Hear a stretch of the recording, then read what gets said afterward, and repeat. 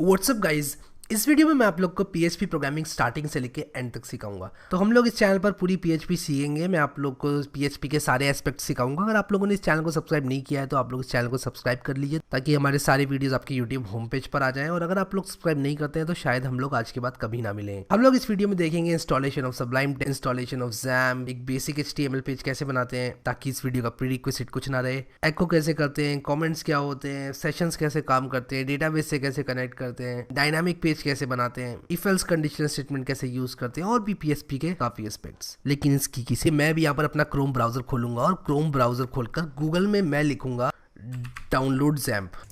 लेकिन जैम्प या कोई टेक्स्ट एडिटर डाउनलोड करने से पहले मैं आप लोगों को बताना चाहता हूँ कि पीएचपी क्या होता है। पीएचपी एक सर्वर साइड स्क्रिप्टिंग लैंग्वेज होती है। अब ये सर्वर साइड स्क्रिप्टिंग लैंग्वेज क्या होता है? जब आप लोग अपने ब्राउजर से किसी भी वेबसाइट का यूआरएल डालते हैं तब आप लोग उसका एचटीएमएल कंटेंट जो है वो रिक्वेस्ट करते हैं। तो जब आप लोग एचटीएमएल कंटेंट जो है उसका रिक्वेस्ट करें तब उसको आपकी रिक्वेस्ट के अनुसार एचटीएमएल कंटेंट भेजना पड़ता है जो कि कुछ इस तरह दिखता है और हमारा ब्राउजर इसको कुछ इस तरह दिखाता है। तो जो एचटीएमएल कंटेंट होता है वो तो बेसिकली इस तरह दिखता है, लेकिन हमारा ब्राउजर उसको इस कंटेंट में कन्वर्ट कर देता है। पीएचपी का इस्तेमाल हम लोग डायनामिक और इंटरैक्टिव वेबसाइट बनाने में कर सकते हैं। वर्डप्रेस जो कि एक बहुत ही फेमस कंटेंट मैनेजमेंट सिस्टम है वो पीएचपी पर आधारित है और इस तरह की बातें हमारे लिए पीएचपी सीखना और भी ज़रूरी बनाती हैं। तो बिना टाइम को वेस्ट किए हम लोग डाउनलोड करते हैं जैम्प। अब ये जैम्प क्या होता है? जैम्प एक अपाची का डिस्ट्रीब्यूशन होता है। आप लोग को इसको जस्ट डाउनलोड करना है और डाउनलोड करने के बाद आप लोग अपने लोकल कंप्यूटर पर अपाची सर्वर चला सकते हैं। अगर आप लोग कोई बातें समझ में नहीं आ रही है आप लोग मेरे साथ आगे बढ़िए और हम लोग जैम्प इंस्टॉल करेंगे। जैम्प इंस्टॉल करने के लिए मैंने सिर्फ ये apache-friends.org वाले लिंक पर क्लिक कर दिया है। हम यहाँ पर आपको ये बता रहा है विंडोज़ पर हैं, आप मैक पर हैं, जिस पर भी हैं आप लोग को सिंपली क्या करना है अपने सिस्टम के लिए। अगर आप लोग 64 बिट सिस्टम पे भी हैं तब भी आप लोग 32 बिट वाला जैम इंस्टॉल कर सकते हैं। कोई प्रॉब्लम वाली बात नहीं आनी चाहिए।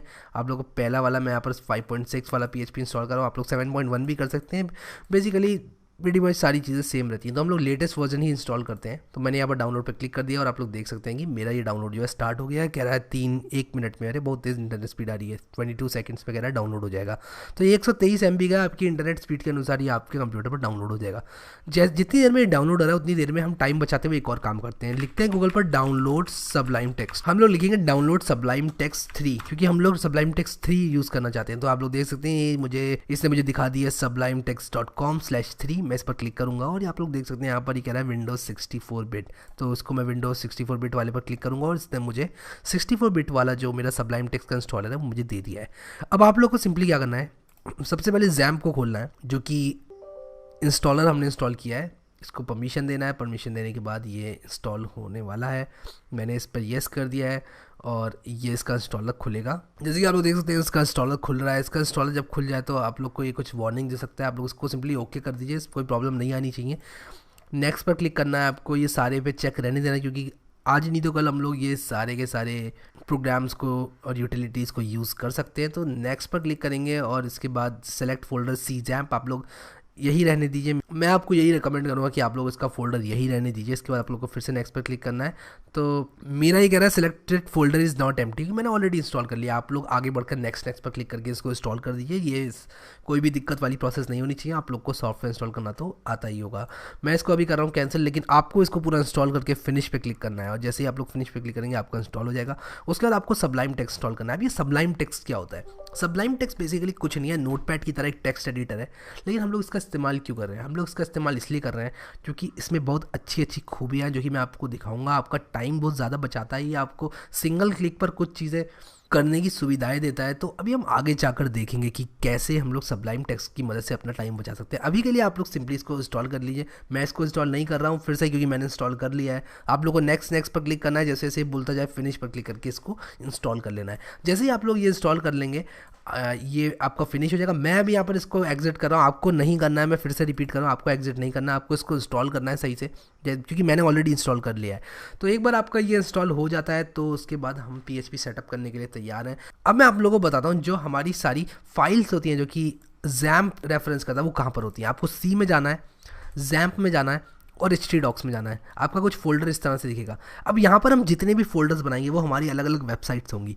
याद रखिए अगर मैं यहाँ पर एक नया फोल्डर बनाता हूँ, फाइल न्यू फोल्डर, और उसका नाम देता हूँ HCZ जिसकी फुल फॉर्म है हिंदी कोडिंग जोन। मैं एंटर मार रहा हूँ। अरे मैंने ऑलरेडी बना रखा है तो मैं नो पे क्लिक करूँगा और कुछ और नाम दूंगा इसको, Hindi coding zone web PHP दे दूंगा, Hindi coding zone dash PHP, और मैंने इसका नाम दे दिया Hindi coding zone dash PHP। अब मैं यहाँ पर क्या करूँगा, इसके अंदर कोई भी PHP फाइल रखूँगा तो वो रन हो जानी चाहिए। अब हम लोगों ने सबलाइम टेक्स्ट डाउनलोड किया था, आप लोग यहाँ पर सबलाइम टेक्स्ट 3 लिखिए। जैसे ही आप लोग सबलाइम टेक्स्ट 3 लिखेंगे आपका ये सबलाइम टेक्स्ट 3 खुल जाएगा। जैसे कि आप यहाँ पर देख सकते हैं सबलाइम टेक्स्ट 3 खुल गया है। तो अभी क्या होता है, सबलाइम टेक्स्ट 3 में मेरा एक फ़ोल्डर खुला हुआ है जो कि एक दूसरा फोल्डर है। मैं चाहता हूँ HCG PHP वाला फोल्डर को खोलना, तो मैं क्या करूँगा, फाइल में क्लिक करूँगा, ओपन फोल्डर पे क्लिक करूँगा। अब सिंपली मैं htdocs पे जाऊँगा। मैंने यहाँ पर आप लोग CXAMPP htdocs इस पर जाकर, तो यहाँ पर मैं जाकर HCG PHP वाला फोल्डर जो है उसको सेलेक्ट कर लूँगा। जैसे ही मैंने सेलेक्ट फोल्डर करूँगा तो ये मुझे ये वाला फोल्डर मेरे सबलाइम में खोल देगा। अब जो मेरा पुराना वाला फोल्डर है उसको मैं बंद कर रहा हूँ। आप लोग को शायद ये पुराना वाला फोल्डर ना दिखे क्योंकि आप लोग पहली बार सबलाइम यूज़ कर रहे हैं। सबलाइम टेक्स्ट एक बहुत बड़ा कॉन्सेप्ट नहीं है, बहुत बड़ी रॉकेट साइंस नहीं है। ये सिंपली एक टेक्स्ट एडिटर है जिस तरह हमारा नोटपैड होता है, लेकिन हम इस टेक्स्ट एडिटर को क्यों यूज़ करेंगे इसका डिस्कशन हम लोग करेंगे अभी। तो अभी मैंने क्या किया है, XAMPP इंस्टॉल किया, सबलाइम इंस्टॉल किया, एक फ़ोल्डर बनाया htdocs फोल्डर के अंदर, और उसके बाद उस फोल्डर के अंदर मैंने सबलाइम टेक्स्ट को खोल दिया है। अब सारा काम हम यहाँ से करेंगे। अब आप लोग को सिंपली क्या करना है, स्टार्ट बटन पे क्लिक करना है और लिखना है XAMPP। जैसे आप लोग XAMPP लिखेंगे आप लोग देख सकते हैं कि आपका एक XAMPP कंट्रोल पैनल करके कुछ खुल गया। आप लोग को अपाची को स्टार्ट करना है, MySQL को भी स्टार्ट करना है। जैसे आप लोग अपाची और MySQL को स्टार्ट करेंगे आपका XAMPP स्टार्ट हो जाएगा, और ये एक तरह से वर्चुअल सर्वर की तरह काम करता है। ये एक आपके कंप्यूटर पर सर्वर है जो कि फाइल्स को सर्व कर रहा है।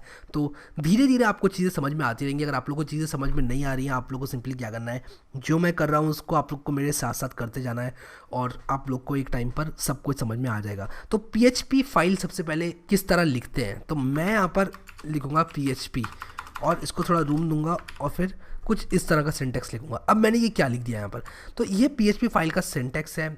PHP फाइल हम लोग इस तरह लिखते हैं। इसके बाद हम लोग PHP फाइल में बेसिक हेलो वर्ड प्रोग्राम लिखेंगे। मैं लिखूँगा एको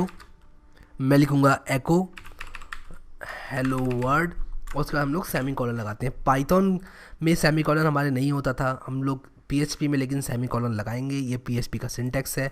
इसके बाद आप लोग कंट्रोल दबाकर अपने प्रोग्राम को कर लीजिए सेव, और सेव करने के लिए आप लोग इसका नाम रख दीजिए मे बी index.php, और मेरा प्रोग्राम बस सेव हो गया। अब आप लोग अपने ब्राउज़र में जाइए, लिखिए लोकल होस्ट, और सबसे पहले आप लोग को देखना है कि जब आप लोकल होस्ट लिख रहे हैं क्या आपकी इस तरह की स्क्रीन आ रही है। अगर आप लोग की इस तरह की स्क्रीन नहीं आ रही है और कोई प्रॉब्लम हो रही है तो आप लोग मुझे कमेंट बॉक्स में ज़रूर लिखकर बताइए। अगर आप लोग को लोकल होस्ट नॉट आइडेंटिफाइड करके कुछ एरर आ रहा है या फिर आपका लोकल होस्ट आइडेंटिफाई नहीं हो पा रहा है, तो आप लोग को सिंपली क्या करना है, अपने स्काइप को बंद करना है। मैंने देखा है कि स्काइप काफ़ी प्रॉब्लम्स क्रिएट करता है, कभी कभी ये स्टार्ट नहीं होता है। उस केस में आपको अपनी प्रॉक्सी डिसेबल करना है, और आपकी प्रॉक्सी आपको अपने क्रोम में जाकर आपको अपनी प्रॉक्सी सेटिंग्स में जाकर एक यहाँ पर ऑप्शन होता है do not use proxy for local addresses को आपको चेक करना पड़ेगा अगर आप लोग प्रॉक्सी सर्वर यूज़ कर रहे हैं, जैसे कि मैं यूज़ कर रहा हूँ। इसके बाद मैं इसको बंद कर दूंगा, और इसके बाद मैं यहाँ पर एक नई टैब खोलूँगा, लिखूँगा लोकल होस्ट और /Hindi coding zone dash PHP, जो भी नाम से मैंने फोल्डर दिया था। जैसे ही मैं ये करूँगा, इसने आप लोग देख सकते हैं यहाँ पर मुझे पेरेंट डायरेक्टरी दे दी है, और मैं इसको यहाँ पर कंट्रोल S से करूँगा सेव। तो जैसे ही मैं लिखूंगा local host /Hindi coding zone dash PHP / आप लोग देख सकते हैं हेलो वर्ड लिख कर आ गया है, जिसका मतलब है कि हमारी PHP काम कर रही है। तो बताइए हो आप लोगों ने अपने PHP का पहला प्रोग्राम लिख लिया है। इसके बाद मैं आप लोगों को कमेंट्स के बारे में बताऊंगा। PHP में हमारे पास अगर आप लोगों को सिंगल लाइन कमेंट लिखना है तो आप लोग डबल स्लैश का यूज़ करके लिख सकते हैं, this is a single line comment. तो आप लोग देख सकते हैं हमने सबलाइम टेक्स्ट का यूज़ किया, और सबलाइम टेक्स्ट कितनी अच्छी तरह से चीज़ों को विजुअलाइज करवा रहा है। तो आप लोगों को काफ़ी अच्छा लग रहा होगा इस टेक्स्ट एडिटर को यूज़ करना एक नोटपैड से या फिर नोटपैड++ जैसे टेक्स्ट एडिटर से, तो बहुत ही अच्छा है।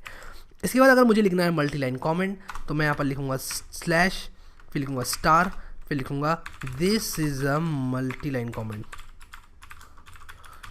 अब आप लोग अगर लिख रहे हैं कोड तो आप लोग लिख लीजिए, लेकिन मैं आप लोगों को बता दूं कि सारा कोड मैं डिस्क्रिप्शन में अवेलेबल करवा दूंगा। तो आप लोग डिस्क्रिप्शन में लिंक में जा सकते हैं और इस कोड को एक्सेस कर सकते हैं। मैं डाल दूंगा लिंक को डिस्क्रिप्शन में, और आप लोग को ये कोड मिल जाएगा। तो ये था सिंगल और मल्टी लाइन कॉमेंट्स। अब हम लोग बात करेंगे PHP में कीवर्ड्स की। PHP में हमारे पास कीवर्ड्स होते हैं, जैसे कि एको हो गया, सेशन नाम का कीवर्ड होता है, प्रिंट नाम का कीवर्ड होता है, फंक्शन नाम का कीवर्ड होता है, और इसी तरह हमारे पास रिटर्न नाम का कीवर्ड होता है। तो ये सारे हमारे कीवर्ड होते हैं और हम लोग कीवर्ड का नाम कैपिटल या स्मॉल लेटर किसी में भी दे सकते हैं, जिसका मतलब है कि ये केस सेंसिटिव नहीं होता है। लेकिन अगर हम लोग बात करें वेरिएबल के नाम की तो वो होता है केस सेंसिटिव। अब हम अपने PHP में वेरिएबल्स बनाएंगे कि ये वेरिएबल्स होते क्या हैं। तो हमको कोई भी वेरिएबल बनाना है अपने PHP के अंदर, हमको लिखना पड़ेगा सबसे पहले एक डॉलर, और मैं डॉलर लिखूंगा var1 is equal to, may be मैं लिख रहा हूँ 5, और $var2 इज इक्वल टू 10। तो अगर मैं ऐसा लिख रहा हूँ तो इसका मतलब वेरिएबल 1 है मेरा 5 और वेरिएबल 2 है मेरा 10। तो अगर अब मैं लिखूँ यहाँ पर $var3 is equal to $var1 plus $var2, तो अगर मैं ऐसा लिखूंगा तो वेरिएबल 3 में आ जाएगा वेरिएबल 1 प्लस वेरिएबल 2। अब यहाँ पर एक चीज़ आप लोगों ने ध्यान दी होगी, जैसे कि हम लोग C++ एंड जावा में लिखते थे इंट या फिर फ्लोट या फिर स्ट्रिंग, यहाँ पर हमको ऐसा करने की कोई ज़रूरत नहीं है, जिसका मतलब है कि PHP एक लूजली टाइप प्रोग्रामिंग लैंग्वेज है। इसका मतलब है कि हम लोग को बताने की ज़रूरत नहीं है कि कौन सा वेरिएबल टाइप हम लोग यूज़ कर रहे हैं, ये ऑटोमेटिकली खुद पकड़ लेगा। इसी तरह हमारे पास बूलियन वेरिएबल्स भी होते हैं, जैसे कि ट्रू और फॉल्स, जो कि हम देखेंगे। लेकिन उससे पहले मैं प्रिंट करना चाहूँगा अपने वेरिएबल 3 को। मैं लिखूँगा $var3 और मैं सेमीकोलन लगाऊंगा। इसके बाद मैं कर दूंगा इसको सेव और मैं इसको रीलोड करूंगा। हम लोग देख सकते हैं हम जोड़ेंगे 10 और 5 तो आएगा 15, जो कि इसने दिखा दिया। लेकिन एक स्पेस में चाहता था यहाँ पर आ जाए, तो अगर आप लोग चाहते हैं कि स्पेस आ जाए यहाँ पर, तो आप लोगों को सिंपली एक स्पेस ऐसे देना पड़ेगा। उसके बाद लगाना पड़ेगा आपको डॉट। अब ये डॉट क्या है? डॉट होता है हमारे पास कॉन्कैटिनेशन ऑपरेटर, यानी कि स्पेस में जोड़ दो इसको वेरिएबल 3 को। तो सबसे पहले आ जाएगा एक स्पेस। तो सबसे पहले मैंने यहाँ पर लिखा था हेलो वर्ल्ड, कहीं पर यहाँ लिखा था। इसके बाद मैंने लिखा एक स्पेस, इसके बाद मैंने लिखा वेरिएबल 3 की जो भी वैल्यू है। तो मैं करूँगा इसको सेव, कंट्रोल दबा कर आप लोग सेव कर दिया। अब देखिए यहाँ पर एक स्पेस आ गया है।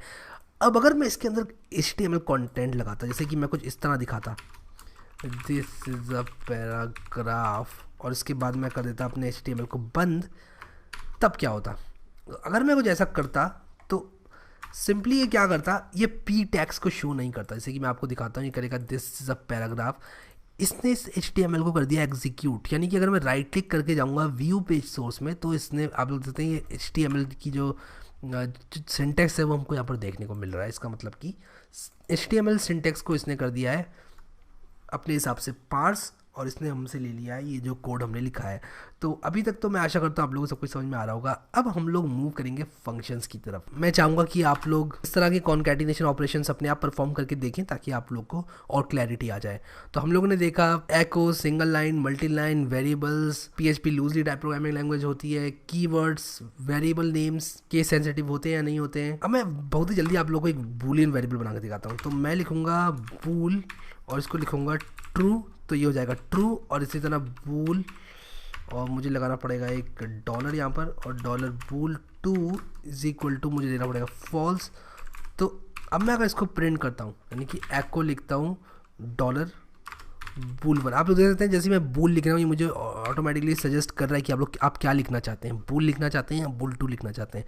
तो ये सबलाइन टेक्स्ट को यूज़ करने का एक फ़ायदा है। तो इसको सेव करके फटाफट करते हैं रन, और ये आप लोग को बोलेगा परचेज़ करने के लिए, जो कि हर कोई इग्नोर करता है। एनीवेज आप लोग चाहें तो डोनेट कर सकते हैं इन लोग को। जैसे कि आप लोग देख सकते हैं इसने मुझे प्रिंट कर दिया 1 यहाँ पर। इसका मतलब क्या हुआ? इसका मतलब ये हुआ कि जो ये बूलियन वेरिएबल था इसमें मैंने लिखा तो फॉल्स, लेकिन इसने ट्रू और फॉल्स की जगह 0 और 1 को स्टोर किया। तो ये ट्रू और फॉल्स को 0 और 1 के रूप में स्टोर करता है, लेकिन हम लोग को दिखता है ट्रू और फॉल्स, ताकि हमारी कोड की रीडेबिलिटी अच्छी हो जाए और हम लोग अपने कोड का सेंस बना पाएँ। अब मूव करते हैं फंक्शंस की तरफ। ये फंक्शंस क्या होते हैं? अब मैं फंक्शंस क्या होते हैं बताने से पहले एक फंक्शन आपको लिख कर ही दिखाऊंगा। तो मैं एंटर मारता जाऊँगा, इसको नीचे लाता जाऊँगा।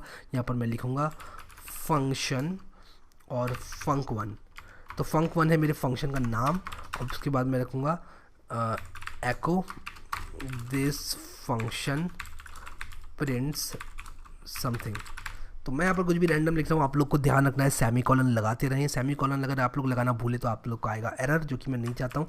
कंट्रोल एस से आप लोग कर दिए इसको सेव, और अब मैं इसको रन करूँगा। तो मैं आप लोगों से सवाल पूछता हूँ, इस वीडियो को पॉज कीजिए और अपने आप से सवाल पूछिए कि क्या दिस फंक्शन प्रिंट समथिंग लिख कर आएगा या नहीं आएगा। तो मेरा जवाब नहीं आएगा और आप लोग को मैं दिखाता हूँ रिलोड करके इसको। जैसे कि मैं इसको रिलोड कर रहा हूँ, देखिए कुछ यहाँ पर नहीं असर पड़ रहा है। इसका मतलब क्या है कि इसका मतलब ये है कि मैंने फंक्शन बना दिया है, लेकिन इसके अंदर का मसाला अभी तक एग्जीक्यूट नहीं होगा जब तक मैं फंक्शन को नहीं करूँगा कॉल। तो फंक्शन को कॉल करने के लिए आप लोग को लिखना है func1 और इसके बाद आप लोग को ब्रैकेट खोल बंद कर देना है। जैसे कि आप लोग देख सकते हैं मैंने फंक्शन को कर दिया कॉल। अब मैं कंट्रोल एस करके जब इसको करूँगा रिलोड तो ये कह रहा है दिस फंक्शन प्रिंट समथिंग।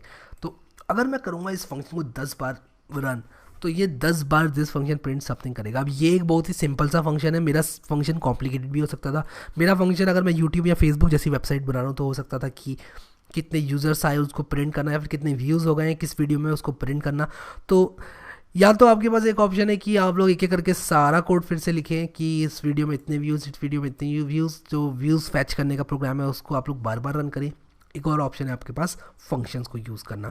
तो अगर आप लोग करेंगे फंक्शंस को यूज़ तब आप लोग के पास क्या आएगा, आप लोग फंक्शन को जितनी बार चाहे रन करा सकते हैं। मैं आप लोगों को यहाँ पर करा के दिखाता हूँ। तो मैं यहाँ पर इसको करने वाला हूँ 5-6 बार रन। और एक काम करते हैं बैकस्लैश एन लगा लेते हैं। अब ये बैकस्लैश एन क्या होता है? बैकस्लैश एन एक कैरेक्टर होता है, न्यू लाइन कैरेक्टर, जो कि एक न्यू लाइन दे देता है आपके स्टेटमेंट के बाद। तो मैं इसको कंट्रोल एस से करूँगा सेव। अब मैं इसको करूँगा रिलोड और देखिए इसने मुझे इतनी बार दे दिया, लेकिन मेरा बैकस्लैश एन जो है प्रिंट अभी तक नहीं हुआ है, जो कि एक चिंता का विषय है। तो ये क्यों ऐसा कर रहा है? तो ये बैकस्लैश एन का असर नहीं पड़ रहा है। इसका मतलब ये है कि हम लोग अभी हैं ब्राउज़र में और अगर हम लोग चाहते हैं न्यू लाइन तो हम लोग को लिखना पड़ेगा BR टैग, क्योंकि हम लोग हैं HTML में और हम लोग को BR टैग को यूज़ करना पड़ेगा। तो आप लोग को HTML हल्की बुल्की तो आती होगी, और अगर नहीं आती आप लोग को HTML तो आप लोग सिंपली ये BR टैग यहाँ पर लगा लीजिए और हम लोग आने वाले टाइम में एक बेसिक HTML पेज बनाएंगे। तो मैं इसको कर रहा हूँ कंट्रोल एस से सेव। मैं कर रहा हूँ इसको रिलोड। आप लोग देख सकते हैं कि यहाँ पर दिस फंक्शन प्रिंट समथिंग मेरे पास आ गया है 1 2 3 4 5 बार। आप लोग गिन सकते हैं यहाँ पर भी 1 2 3 4 5। तो ये था हमारे पास फंक्शन का यूज़। अब हम लोग बना सकते हैं एक कॉम्प्लिकेटेड सा फंक्शन भी, जो कि सम करेगा 2 नंबर्स को। इस सब को मैं यहाँ से अभी मिटा दूंगा और मैं एक और फंक्शन लिखूंगा जो कि सम करेगा 2 नंबर्स को। तो मैं लिखूंगा यहाँ पर फंक्शन और उसको लिखूंगा सम नंबर्स और इसको मैं ऐसे लिखूंगा और ये आर्ग्यूमेंट लेगा 2 नंबर्स। तो मैं यहाँ पर नंबर 1 और नंबर 2 लिख रहा हूँ। इसका मतलब है कि ये जो नंबर्स हैं ये एज एन आर्ग्यूमेंट पास हो रहे हैं इस फंक्शन के अंदर। तो आप लोग देख सकते हैं मैं अभी करूँगा क्या, मैं यहाँ पर लिखूँगा sum is equal to dollar sum is equal to लिखूँगा डॉलर नंबर 1। और आप लोग देख सकते हैं मुझे दिखा रहा है कि मैं इसको यूज़ कर सकता हूँ। तो ये है हमारे पास IDE को यूज़ करने का एक फ़ायदा। तो सेमीकोलन आप लोग लगाते रहिए। मैं आप लोगों को इंसिस्ट कर रहा हूँ बार बार इसलिए क्योंकि आप लोग को बहुत ज़्यादा प्रॉब्लम होगी। आप लोग एंटर की दबाएंगे तो ऑटोमेटिकली इंडेंट कर देगा। सबलाइम टेक्स्ट मैंने इसलिए डाउनलोड करवाया था ताकि ये सब चीज़ों का आप लोग लाभ उठा पाएँ। अब आप लोग को लिखना है रिटर्न और सम और सेमीकोलन। अब मैं यहाँ पर सिंपली एक स्टेटमेंट लिख रहा हूँ और वो स्टेटमेंट है एको द सम ऑफ 1 and 2 या फिर 3 इज़, और मैं यहाँ पर लिख दूंगा डॉट से मैं कॉन्कैटिनेट करूँगा और मैं यहाँ पर लिख दूंगा डॉलर या फिर सम अंडरस्कोर नंबर्स। यानी मैं करूँगा इस फंक्शन को रन और लिख दूंगा 1,2 और इसके बाद मैं लगा दूँगा सेमीकोलन। इसके बाद कंट्रोल एस से सेव और मैं इसको करता हूँ रिलोड। तो इसने मुझे यहाँ पर दे दिया एक एरर, कह रहा है कि ये यहाँ पर मुझे दे रहा है error no use of undefined constant sum in line 25। तो आप लोग जाइए लाइन 25 पर। तो मुझे यहाँ पर रिटर्न करना पड़ेगा डॉलर सम, ना कि सम। अब मैं करूँगा इसको सेव और आप लोग देखिए मैं जैसे इसको करता हूँ रिलोड, ये मुझे बता रहा है this sum of 1 and 3 is 3, जो कि नहीं होता है। तो मैंने कर दिया कि 1 और 2, मुझे करना चाहिए 1 और 3। अब मैं करता हूँ कंट्रोल एस और मैं इसको करता हूँ फिर से रन, और जैसे ही मैं करूँगा इसको रन तो ये मुझे बता रहा है कि 1 और 3 का सम 4 होता है। तो ये था हमारे पास फंक्शन।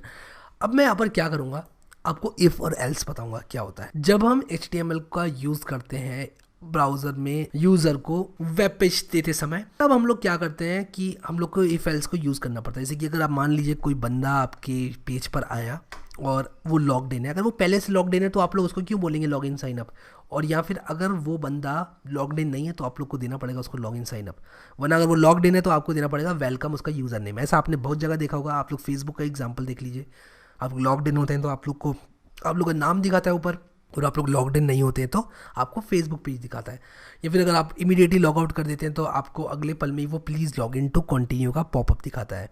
तो ये सारी चीज़ें फेसबुक कैसे करता है, ये एक बहुत बड़ा सवाल है। तो फेसबुक PHP पर आधारित है, इसलिए मैं आप लोग को बताऊंगा यहाँ पर किस तरह PHP में हम लोग ये सारे काम कर सकते हैं। तो PHP में हमारे पास इफ़ और एल्स स्टेटमेंट होते हैं। अगर मान लीजिए मैं लिखूँगा यहाँ पर if sum of sum numbers sum underscore numbers और मैं यहाँ पर लिखूँगा 1,2 इक्वल्स टू 3, यानी 1 और 2 का सम अगर 3 होता है तब एको दुनिया मोह माया नहीं है। और अगर ऐसा नहीं होता है, यानी कि इसके बाद मैं आ जाऊँगा एल्स एको, आप लोगों ने गैस कर ही लिया होगा, दुनिया मोह माया है। डी को कर देते हैं कैपिटल, कंट्रोल एस से कर देते हैं सेव। अब मैं जैसे इसको करूँगा रन, तो आप लोग देखिए यहाँ पर कह रहा है कि दुनिया मोह माया नहीं है, क्योंकि 1 और 2 का सम होता है 3। लेकिन अगर मैं यहाँ पर कहता हूँ 1 और 4 का सम, 1 और 6 का सम जिस दिन 3 हो गया उस दिन क्या होगा, दुनिया हो जाएगी मोह माया। तो मैं इसको रन करूँगा तो कह रहा है दुनिया मोह माया है। ऐसा इसने क्यों कहा? ऐसा इसने इसलिए कहा क्योंकि मैं यहाँ पर एक BR लगा रहा हूँ। ऐसा इसने इसलिए कहा क्योंकि 1 और 6 तो होता है 7, तो ये हो जाएगी कंडीशन हमारी फॉल्स, तो इसलिए आ जाएगा ये इसके अंदर। लेकिन अगर ये कंडीशन हो जाती है फॉल्स तो ये करेगा ये वाली कंडीशन को एग्जीक्यूट। लेकिन अगर कभी कभी हमको क्या होता है सीरीज ऑफ कंडीशंस भी एग्जीक्यूट करानी पड़ती हैं, तो मैं एक काम करूँगा एल्स इफ का यूज़ करूँगा। मैं लिखूँगा इस बार दुनिया मोह माया नहीं है, तो मैं लिखूँगा एल्स इफ, और फिर से एक और लिखूँगा यहाँ पर sum underscore numbers is equal to. तो जी आप लोग देख सकते हैं मैंने सम अंडरस्कोर लिखा, इसने मुझे एक पॉपअप दे दिया। तो यही फ़ायदा है यार सबलाइम टेक्स्ट को यूज़ करने का। 3 और 7 का सम इक्वल्स टू अगर हो जाता है 43, और इस बार दुनिया मोह माया है होना चाहिए, क्योंकि 1 और 6 का सम नहीं होता है 3। तो यार प्रोग्राम हमारा सेंस भी बनाना चाहिए। इसके बाद मैं इसको लिख दूंगा फिर से इस बार दुनिया मोह माया है, इस बार भी दुनिया मोह माया है, और ये दोनों मेरे स्टेटमेंट्स हो जाएंगे एग्जीक्यूट, जैसे कि मैं आप लोगों को दिखाता हूँ। और अगर इन दोनों में से कोई स्टेटमेंट एग्जीक्यूट नहीं हो पाया तो एग्जीक्यूट होगा आपका आखिरी वाला स्टेटमेंट। तो हुआ क्या यहाँ पर, इसने चेक किया सम अंडरस्कोर नंबर क्या 1 और 6 इक्वल होता है 3 के, नहीं होता है, इसलिए एल्स इफ में चला गया। क्या ये भी सच है? नहीं है सच, तो इसलिए इसने एल्स को एग्जीक्यूट कर दिया। लेकिन अगर इनमें से कोई भी एक कंडीशन सच हो जाती तब ये क्या करता, तब ये आपको प्रिंट करके दे देता वो कंडीशन को, और उसके बाद प्रोग्राम को वहीं पर रोक देता। तो ऐसा नहीं है कि 3 बार या 4 बार प्रिंट होने वाला है, ये सिर्फ एक बार प्रिंट होगा, जैसे कि आप लोग देख सकते हैं। तो ये था हमारे पास PHP में ये फेल स्टेटमेंट। तो गाइज अब बात करते हैं कॉन्स्टेंट्स की। अगर हम लोग डिफाइन करना चाहते हैं अपने प्रोग्राम के अंदर कॉन्स्टेंट्स, तो हम लोग ऐसा कर सकते हैं। उसके लिए हम लोगों को डिफाइन कीवर्ड का इस्तेमाल करना पड़ेगा। मैं आप लोगों को सजेस्ट करूँगा कि आप लोग अपने प्रोग्राम के स्टार्टिंग में इसको लिखिए जिस तरह हम लोग C में लिखते हैं। तो मान लीजिए मैं यहाँ पर लिखना चाहता हूँ डिफाइन पाई, और इसके बाद मैं देना चाहता हूँ इसको 3.14, तो मैं लिख दूंगा 3.14, और मेरा जो पाई है वो आ जाएगा उसमें वैल्यू 3.14। तो इसको जल्दी से टेस्ट कर लेते हैं। मैं अगर लिखूँ एको पाई, और मैं यहाँ पर लगा दूँ सेमीकोलन, मैं लिख दूँ कंट्रोल एस। अब मैं इसको रिलोड करूँगा, आप लोग देख सकते हैं यहाँ पर आ गया 3.14, जिसका मतलब है कि हम लोग कॉन्स्टेंट्स PHP में डिफाइन कर सकते हैं। तो अब मैं जो आप लोगों को बताने जा रहा हूँ वो शायद PHP का सबसे इंपॉर्टेंट पार्ट है। तो मैंने आप लोगों को PHP में if else स्टेटमेंट्स बताए, मैंने आप लोग को फंक्शंस बताए, मैंने आप लोग को वेरिएबल्स बनाना सिखाया, लेकिन PHP सिर्फ इतना नहीं है। मैं आप लोगों को सजेस्ट करूँगा आप लोग जाइए PHP मैनुअल पर। अगर आप लिखेंगे PHP मैनुअल और गूगल करेंगे PHP मैनुअल को, तो आप लोग को एक वेबसाइट मिलेगी। मैंने मैनुअल की स्पेलिंग डाली गलत, कोई बात नहीं। तो php.net/manual, यहाँ पर सब कुछ लिखा हुआ है, ऑलमोस्ट सब कुछ आपको मिलेगा। मान लीजिए आपको बनाना है वेरिएबल और आप लोग चाहते हैं रैंडम नंबर कैसे जनरेट करते हैं, यहाँ पर आप लोग सर्च कीजिए, जितने भी इनबिल्ट फंक्शंस है PHP के सारे आपको यहाँ पर मिलेंगे। आप वर्जन वाइज देख सकते हैं, हमने PHP 7.2 डाउनलोड किया था, अगर आपको याद हो लेटेस्ट वर्जन चल रहा है ये, तो आप लोग यहाँ पर सर्च करके उसको देख सकते हैं। सारे फंक्शंस कवर करना बिल्कुल भी पॉसिबल नहीं है इस वीडियो में, लेकिन अब जो मैं आपको बताने जा रहा हूँ वो शायद एक बहुत ही इंपॉर्टेंट चीज़ है। तो मैं बस ये कहूँगा कि आप लोग थोड़ा ध्यान से सुनिए। अब मैं न्यू फाइल बनाऊँगा और मैं खोलूँगा अपना टैग और मैं लिख दूँगा HTML, मैं इसको करूँगा बंद। तो इसका पहले एक काम करते हैं, नाम रख लेते हैं फाइल का। तो इसको कंट्रोल S करता हूँ मैं, और कंट्रोल S करके इसका नाम रख देता हूँ form.html। जैसे ही मैं इसका नाम लूँगा form.html, तो देखना मैं क्या करूँगा, मैं लिखूँगा HTML, और देखिए मुझे कुछ एक ड्रॉप डाउन दे रहा है HTML। मैं एंटर अगर मारूंगा, देखिए इसने मुझे दे दिया पूरा HTML का जो सिंटैक्स होता है वो। तो आपको टेंशन नहीं लेनी है ये सारा लिखने की, आपको सिंपली HTML लिखना है और एंटर मारना है। तो ये सबलाइम का एक बहुत अच्छा फीचर है और आप लोग इसको यूज़ कर सकते हैं। तो मैं लिखूँगा आवर फर्स्ट फॉर्म, तो ये होता है हमारा HTML का टाइटल। अगर आप लोग को HTML नहीं आती तो मैं फटाफट आप लोगों को बताता हूँ क्या होता है। तो होता कुछ ऐसा है कि टाइटल के अंदर आप लोग डालते हैं टाइटल, और बॉडी के अंदर जो भी आप लिखते जाते हैं वो आपका पेज पर आता जाता है। तो मैं लिखूँगा यहाँ पर एक पैराग्राफ और लिखूँगा हेलो फिल दिस फॉर्म, कुछ भी आप लोग लिख सकते हैं, कोई टेंशन वाली बात नहीं है। कंट्रोल एस आप लोग कीजिए। अब हम जाएंगे इस form.html में। तो हम लोगों ने बनाया था अपना एक पेज HCZ PHP index.php तो अपने आप खुल गया था, क्योंकि हम लोगों ने उसका नाम रखा था इंडेक्स। तो इंडेक्स नाम की कोई भी फाइल होती है वो अपने आप खुल जाती है, लेकिन अभी हमारे फॉर्म का नाम है form.html। तो आप लोग क्या कीजिए, यहाँ पर लिखिए form.html और अब आप एंटर मारेंगे तो ये कह रहा है फिल दिस फॉर्म, लेकिन अभी तक हम लोगों ने फॉर्म नहीं बनाया है। तो फॉर्म मैं भी यहाँ पर आपको बनाकर नहीं दिखाऊंगा क्योंकि HTML का ट्यूटोरियल नहीं है, लेकिन HTML सुपर सिंपल चीज़ है, उसमें आपको सीखने की तो कोई चीज़ ही नहीं है। सिंपली कॉपी पेस्ट है मैं कहूँगा। HTML में कोई प्रोग्रामिंग नहीं है, कोई लॉजिक नहीं है, आपको इतना पता होना चाहिए कि ये कैसे काम कर रहा है, दैट्स इट, सीरियसली। अब आप जाइए यहाँ पर कॉन्टैक्ट मी में ये मेरी वेबसाइट है बाय द वे, mycodingzone.net, जहाँ पर आपको इसका सारा कोड मिलने वाला है। तो मैं राइट क्लिक करके व्यू पेज सोर्स में जाऊँगा और नीचे जाऊँगा, मैं फॉर्म ढूंढूंगा। इसमें एक फॉर्म है, आप लोग देख सकते हैं ये एक फॉर्म है जो कि मैं भर रहा हूँ इसमें, लेकिन मैं इसमें बूटस्ट्रैप भी यूज़ कर रहा हूँ, डिज़ाइनिंग पार्ट भी है, तो एग्जैक्टली सेम नहीं दिखेगा। लेकिन ये फॉर्म से लेके फॉर्म तक लाइन नंबर बता रहा हूँ 153 टू 171, ठीक है। आप लोग इसको कंट्रोल C से कीजिए कॉपी और डाल दीजिए अपने बॉडी के अंदर, और जैसे ही आप लोग इसको बॉडी के अंदर डाल के कंट्रोल S करेंगे तो अभी हम देखते हैं कैसा दिख रहा है, और ये कुछ ऐसा दिखेगा।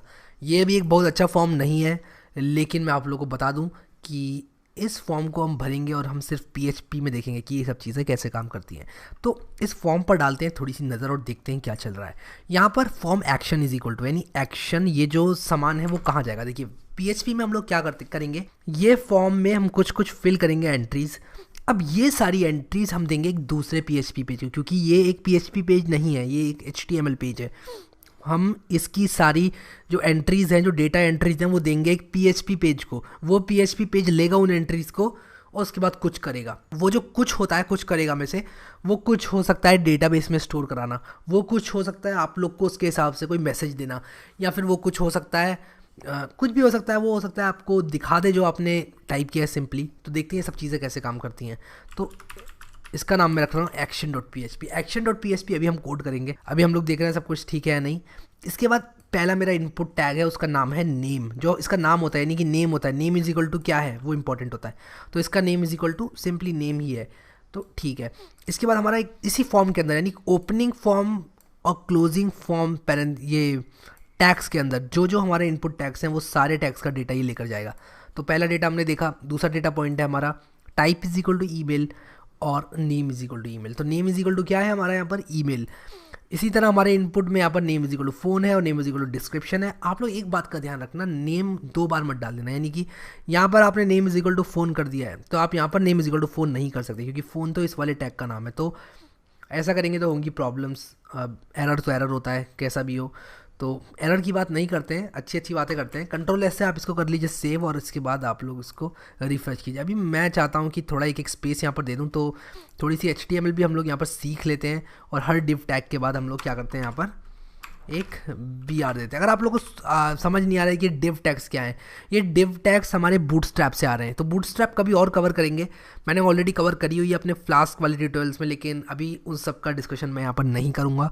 मैं सिंपली ये BR टैग को कॉपी करके और ये डिव टैग्स के बाद डाल दूंगा, ताकि हमारा जो ये फॉर्म है वो थोड़ा अच्छा दिखे। तो BR सिंपली कुछ नहीं, लाइन ब्रेक होता है, एक ब्रेक आ जाता है, जैसे आप देख सकते हैं एक ब्रेक आ गया लाइन का। अभी भी इतना अच्छा नहीं दिख रहा है फॉर्म, ऐसी वेबसाइट आपको कहीं नहीं मिलेगी, लेकिन हम कर रहे हैं इसका इस्तेमाल अभी सिर्फ PHP को सीखने के लिए। तो आप लोग मेरे साथ बने रहिए। मैं अपना नाम डाल देता हूँ यहाँ पर हैरी, और इसके बाद मैं ईमेल डाल देता हूँ hindicoding@harry.com, जो कि ईमेल है नहीं मेरा, इस पर मेल मत भेज लेना, किसी का जवाब नहीं आएगा। इसके बाद मैं डालता हूँ अपना नंबर, और इस पर फ़ोन भी आप मत कर लेना, क्योंकि मैं नहीं हूँ इतना बेवकूफ़ी, डालूंगा अपना सही नंबर 2242628210। तो बहुत बढ़िया, मैंने डाला है अपना नंबर। डिस्क्रिप्शन में डाल देता हूँ this is a fake number. भाई जिसका नंबर है उसको परेशान मत करना यार, नहीं पता पड़ा तुम लोग कॉल करने बैठ गए उसको। एनीवेज, अब क्या करेंगे हम लोग, इसको करेंगे सबमिट, और जैसे ही सबमिट करेंगे ये जाएगा action.php पे। लेकिन अभी तक हमने नहीं बनाया अपना action.php, तो जाते हैं यहाँ पर राइट क्लिक करते हैं और न्यू फाइल पर क्लिक करते हैं। इसमें हम लोग इसको सबसे पहले कंट्रोल S से सेव कर लेते हैं और लिख देते हैं action.php, क्योंकि ये इसका एक्शन होने वाला है। अब आप लोग क्या कीजिए, PHP एंटर मारेंगे आप लोग, और इस तरह आप लोग लिख लीजिए। तो या जो भी आप लिखेंगे आपकी PHP फाइल बन जाएगी। अब मैं आपको बताता हूँ कि जो मेथड हमने यहाँ पर यूज़ किया था वो था पोस्ट। अब पोस्ट और गेट रिक्वेस्ट में अंतर होता है। अगर मैं गूगल पे कुछ भी सर्च करता हूँ, जैसे मैंने लिखा गूगल दिस, ठीक है, कुछ भी लिखा मैंने गूगल पे, तो आप लोग देखिए सर्च के बाद एक क्वेश्चन मार्क लिख कर आ रहा है। तो ये पहला पैरामीटर है, Q is equal to Google plus I this, जो भी मैंने लिखा, R L Z is equal to ये, फिर O Q is equal to this, A Q S is equal to Chrome. तो ये सारा डेटा आपका कलेक्ट कर रहा है। Encoding is equal to UTF-8। तो ये सारे जो पैरामीटर्स हैं आपको सर्च बार में दिखेंगे। ये होता है गेट। तो याद रखिए इस बात को कि गेट होता है, कभी भी गेट रिक्वेस्ट की बात हो रही है मतलब आपको सारे पैरामीटर URL में दिखेंगे। पोस्ट रिक्वेस्ट में पीछे से आएंगे, आपको दिखेंगे नहीं। तो जैसे कि आप लोग पासवर्ड अपना कभी भी सबमिट करते हैं तब आपको वो पैरामीटर्स दिखते नहीं हैं, वो पैरामीटर्स पीछे से बिहाइंड द सीन्स जाते हैं, आपके सबमिट हो जाते हैं और उसके बाद वैलिडेशन उनका होता है। जैसे कि अगर आप गूगल का पासवर्ड डालते हैं, फेसबुक का अपना पासवर्ड डालते हैं लॉगिन करने के लिए, तब आपको वो पैरामीटर्स कभी स्क्रीन पर नहीं दिखेंगे। ये होता है हमारा पोस्ट रिक्वेस्ट। तो अभी हम मार रहे हैं पोस्ट रिक्वेस्ट। तो हमारा जो फॉर्म कर रहा है वो एक फॉर्म से डेटा लेकर पोस्ट रिक्वेस्ट भेज रहा है action.php को। अब ये action.php ये सारी वैल्यूज़ कैसे लेगा, उसके लिए एक सिंटेक्स होता है जो कि मैं आपको बताने जा रहा हूँ। तो मैं एक वेरिएबल बनाऊंगा name is equal to $_post। इस तरह आप लोग लिख लीजिए। और किस नाम से था नेम, हमारा नेम था हमारा नेम नाम से। तो ये वाला जो इनपुट टैग है इसकी वैल्यू आ जाएगी यहाँ पर। सिमिलरली ऐसे ही आपको करना है बाकियों के लिए। तो मैं यहाँ पर करूँगा Ctrl+C और Ctrl+V का इस्तेमाल। और नेम के बाद हमारा दूसरा है ईमेल। तो यहाँ पर आप नेम कुछ भी दे सकते हैं, ये आपकी PHP स्क्रिप्ट का नेम है। तो मैं EM दे रहा हूँ सिर्फ नाम, ताकि आपको समझ में आ जाए। और इसके बाद मैं यहाँ पर लिखूँगा ईमेल, EMAIL। सिमिलरली यहाँ पर हमारा था phone, name is equal to phone. तो मैं सिंपली शॉर्ट में इसको लिख दूंगा PH। मैं कुछ भी लिख सकता हूँ इसको मैं NM भी लिख सकता हूँ नेम के अलावा, क्योंकि अगर आप चाहते हैं कि छोटे में आप निपटा दें तो छोटे में निपटा दीजिए। फिर इसके बाद लिखते हैं फ़ोन, और फ़ोन के बाद मेरा है डिस्क्रिप्शन। तो इतने बड़े बड़े आप लोग मत दीजिए नाम, DESC इज़ इनफ। तो मैंने पता नहीं क्यों इतना बड़ा नाम दिया है, तो DESC लिख लीजिए और इसको DES कर देता हूँ। अब मैं ये सारे जो वेरिएबल्स हैं इनको प्रिंट करूँगा। तो मैं करूँगा एको का इस्तेमाल, लिखूँगा यू हैव एंटर्ड। इसके बाद हम डॉट ऑपरेटर का इस्तेमाल करेंगे, जो कि मैंने ऑलरेडी आपको बता रखा है। तो अगर आप लोग को कोई भी चीज़ ऐसा लग रहा है आप भूल गए हैं सीखते सीखते, तो आप लोग सिंपली क्या कीजिए, इस वीडियो को फिर से देखिए, क्योंकि ये वीडियो थोड़ा छोटा होने वाला है। आप लोग इस वीडियो को 10-15 बार देख सकते हैं। जितनी बार आप देखेंगे उतने कॉन्सेप्ट्स आपको याद रहेंगे। अगर मुझे भी अपने कॉन्सेप्ट्स को रिफ्रेश करना होगा तो हो सकता है 6-7 महीने बाद मैं खुद अपना वीडियो देखूँ, और मैं ऐसा करता ही हूँ बाकी प्रोग्रामिंग लैंग्वेज की जहाँ तक बात आती है। तो अब हम लोग यहाँ पर लिखेंगे $PH, और NM के बाद था मेरा EM के बाद था मेरा, मैं यहाँ पर थोड़ा कॉपी पेस्ट यूज़ करूँगा, और कॉपी पेस्ट। तो पहला था हमारा NM, फिर था हमारा EM, फिर था हमारा PH। मैं ये सारे वेरिएबल्स की बात कर रहा हूँ। उसके बाद था मेरा DES। इसके बाद आप सेमीकोलन लगाना मत भूलिए। इसके बाद आप कीजिए इसको Ctrl+S, और अब देखिए क्या होगा। तो मेरा जो फॉर्म था, मेरा फॉर्म कहाँ गया, ये था। अब मैं इसको जब करूँगा सबमिट, तो ये दे रहा है कुछ एरर, और लाइन नंबर 6 पे दे रहा है एरर। तो एरर्स आपके आएंगे ही। आप ये मत सोचिए कि जो मेरे एरर हैं वो नहीं आएंगे, या फिर आप बच सकते हैं किसी चीज़ से। ये क्या कह रहा है यहाँ पर, DESC सब कुछ मुझे दिख रहा है सही, लेकिन ये कह रहा है कि मैंने की है कोई गलती। जो कह रहा है अनडिफाइंड इंडेक्स DESC। तो हुआ क्या कि यहाँ पर हमने इसको सेव नहीं किया है। तो डिस्क्रिप्शन हमने लिखा था पहले, यहाँ पे मैंने इसको बना दिया DESC। तो एक काम करता हूँ, मैं फिर से अगर बैक जाकर करूँगा तब ये काम करेगा। तो अभी भी काम नहीं कर रहा है, कह रहा है अनडिफाइंड इंडेक्स DESC। तो मुझे करना पड़ेगा इसको रिफ़्रेश, क्योंकि मैंने इसको रिफ़्रेश नहीं किया। अब मैं डालूँगा नाम, इसको डाल दूँगा मैं email@mail.com। मैं नंबर डाल देता हूँ कोई भी रैंडम, और कहता हूँ दिस इज़ द डिस्क्रिप्शन। और इसके बाद मैं क्या करूँगा, सबमिट करूँगा, और ये कह रहा है यू हैव एंटर्ड नाम email@mail.com 5465, ये दिस इज़ द डिस्क्रिप्शन। अब मैंने तो एक सिंपल सा action.php बनाया, जो कि क्या करता है, आपका ये सारी वैल्यूज़ को लेता है और इन सारी वैल्यूज़ को सिंपली प्रिंट करा देता है स्क्रीन पर। लेकिन आप लोग एक कोड लिख सकते हैं जिसमें कि आप लोग इसको भेज सकते हैं डेटाबेस पर। तो डेटाबेस वाला पार्ट मैं कभी और कवर कर दूंगा इस चैनल पर। मैं लिख दूंगा, मैं बना दूंगा एक वीडियो जिसमें कि हम लोग बनाएंगे एक लॉगिन फॉर्म, और उसमें मैं आप लोग को ये सब चीज़ें सिखा दूंगा। तो ये था हमारा पोस्ट रिक्वेस्ट। इसके बाद हम लोग देखेंगे जल्दी से गेट रिक्वेस्ट को, और मैं बनाऊंगा न्यू फाइल, और इसको मैं सेव कर देता हूँ get.php। तो get.php में मैं काम करूँगा आप लोग गेस्ट रिक्वेस्ट बनाने के लिए। मैं इसको सबको कॉपी पेस्ट करता हूँ, इसको यहाँ पे ला देता हूँ ताकि जल्दी से हमारा काम हो जाए। अब मैं क्या करूँगा, मैं इसको पोस्ट की जगह गेट कर दूंगा। आप इस बात का ध्यान रखिए कि आप लोग ये सारे कैपिटल बनाइए, स्मॉल मत बनाइए।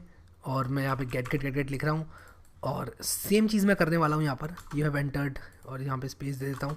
ये सब कुछ एकदम मैं सेम कर रहा हूँ और मैं थोड़ा सा यहाँ पे चेंज कर रहा हूँ ताकि ये name as this, phone as, ये आप कुछ भी बना सकते हैं। इसकी कोई आपको ज़रूरी नहीं है जो मैं लिख रहा हूँ वही लिखें आप आपकी जो मर्ज़ी आप लिख सकते हैं, लेकिन आप लोगों को बस समझ में आना चाहिए। डिस्क्रिप्शन की स्पेलिंग जो है हो गई यहाँ पर गलत, तो मैं यहाँ पर ज़्यादा टाइम वेस्ट नहीं करना चाहता ये सब चीज़ें करने में, इसलिए मैं जल्दी से आप लोगों को बताना चाहता हूँ कि गेट क्या होता है। अब मैं इसको सेव करूँगा। अब मैं यहाँ पर लिखूँगा get.php। अब देखिए मैं आपको जो बताना चाहता हूँ वो है क्या। अब मैंने यहाँ पर लिखा है नेम, ईमेल, फ़ोन और DESC। मैं यहाँ पर ये सारे पैरामीटर दे दूँगा। मैं लिखूँगा name is equal to Harry and email is equal to this@me.com and phone is equal to, मैंने यहाँ पर कोई रैंडम फ़ोन नंबर डाल दिया, and DESC is equal to नहीं प्लस दूंगा। तो अब मैं इसको एंटर मारूंगा। देखिए इससे सारे URL से पैरामीटर उठा लिए हैं। इसी तरह जो है सर्च बनाया जाता है, जो गूगल सर्च है वो भी कुछ इसी तरह काम करता है। उसके URL में क्वेरी होती है आपकी और वो सारी क्वेरी जो है सर्च करके आपको दिखाता है। ऐसा क्यों करते हैं? अब गेट कहाँ यूज़ करना, पोस्ट कहाँ यूज़ करना, ये एक बहुत बड़ा सवाल है। इस सवाल का जवाब मैं आप लोग को इस वीडियो में देता हूँ। देखिए पोस्ट आपको तब इस्तेमाल करना है जब आप किसी कॉन्फिडेंशियल इन्फॉर्मेशन से डील कर रहे हैं या फिर कोई ऐसी चीज़ से डील कर रहे हैं जो कि आप URL में नहीं दिखाना चाहेंगे। गेट आप लोग तब यूज़ करेंगे जब आप कुछ ऐसी चीज़ बनाना चाहते हैं कि अगर आप URL किसी और को भी दे दें तब वो भी काम कर जाए। जैसे कि सर्च की बात करते हैं, अगर मैंने सर्च किया माई फ्रेंड, और अब अगर मान लीजिए मैं ये URL कॉपी करके दे देता हूँ किसी अपने दोस्त को, तो वो भी अगर अपने ब्राउज़र में डालेगा ये URL तो उसको भी सेम चीज़ दिखाई देगी। तो मैं अपनी सर्च क्वेरी का जो URL है वो शेयर कर सकता हूँ। इसी तरह यूट्यूब सर्च में होता है। इसी तरह कुछ वेबसाइट जैसे कि मेरी वेबसाइट ही आप देख लीजिए, मैं आपको दिखाता हूँ।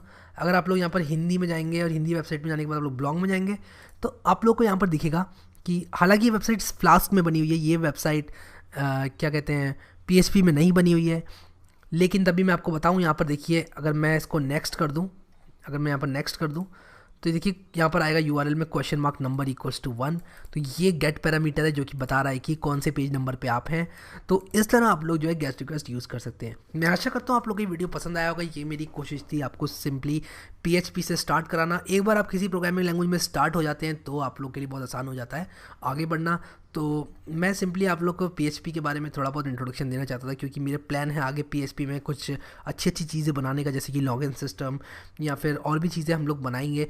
तो मैंने सोचा कि अपने चैनल पर एक PHP का जो बेसिक वीडियो है वो मैं ज़रूर शेयर करूँ। तो अगर आप लोगों ने सब्सक्राइब किया इस चैनल को तो हम लोग कल ज़रूर मिलेंगे, और अगर आप लोगों ने नहीं किया तो शायद हम लोग इसके बाद कभी ना मिलें। तो आप लोग सब्सक्राइब ज़रूर कर लीजिए। और ये जो मैंने आपको दिया है डॉक्यूमेंटेशन PHP मैनुअल का, वो एक बहुत अच्छी चीज़ है। आप लोग किसी की बातों पर भरोसा मत कीजिए, आप लोग इस वेबसाइट पर भरोसा कीजिए। ये वेबसाइट आपको कभी धोखा नहीं देगी, इस पर गलतियाँ होने के चांसेस बहुत बहुत बहुत कम हैं। तो इस वीडियो को लाइक ज़रूर कर दीजिए, चैनल को सब्सक्राइब कर दीजिए, और मिलता हूँ मैं आप लोगों से नेक्स्ट